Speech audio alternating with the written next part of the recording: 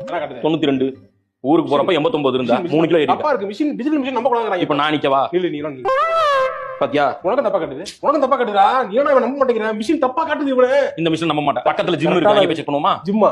சரி வா உங்க ஆசை ஏன் கெடு போனே. நில்லு, அதுல ஏறு நில்லு. இங்க பாரு, இது மேனுவல் மிஷின். ஏறு நில்லு பாரு.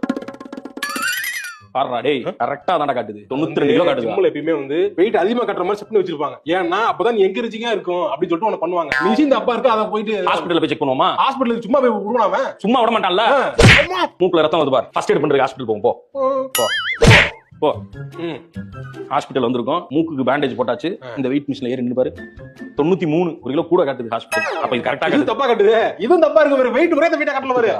3 பேருக்கு வேற வேற மாதிரி காட்டுது பாரு. 4 கிலோ ஏறி இருக்க. ஒத்துக்காம அப்படி போட்டு சிரிக்காத. எரிச்சல் வருது. இல்ல இரிட்டேட் ஆகுது. அப்படி பண்ணாத. எனக்கு கோவம் வருது. நீ எனக்கு வெயிட் போறணும் நீ ஆசைப்படலாம். ஆனா வந்து நான் இந்த ரியாலிட்டிங்கிறது வந்து வேக்கப் ரியாலிட்டிங்கிறது தான் உண்மை.